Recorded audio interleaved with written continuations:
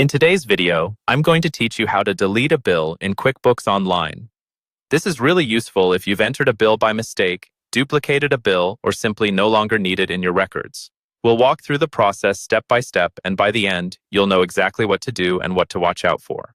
First, start by opening QuickBooks Online and navigating to the bill you want to delete. You can usually find it by going to your Expenses or Bills section, then searching by vendor name, amount, or date. Take a moment to make sure you're opening the correct bill. Check the vendor, the bill date, and the amount so you don't accidentally delete the wrong one. Remember, removing a bill can affect your accounts payable and your reports, so it's worth double-checking. Once you have the bill open on your screen, scroll down to the bottom. There, you'll see a button or link labeled More. This option is where QuickBooks keeps some of the additional actions you can take with that bill. Go ahead and select More. If you don't see it right away, make sure your browser window is maximized so all the options are visible at the bottom. After you click More, a small menu will pop up with several choices. From this list, choose Delete.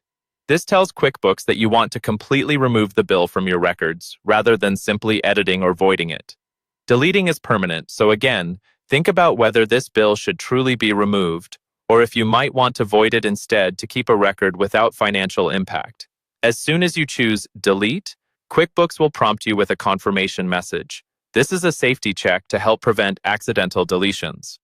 When the prompt appears, review it and make sure the information on the screen matches the bill you intended to delete. If everything looks correct, select Yes to confirm the deletion.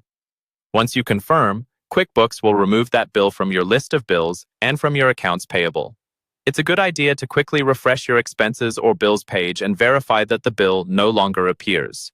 If you work with an accountant or a bookkeeper, you may also want to let them know that you deleted a bill, especially if it was previously included in any reports.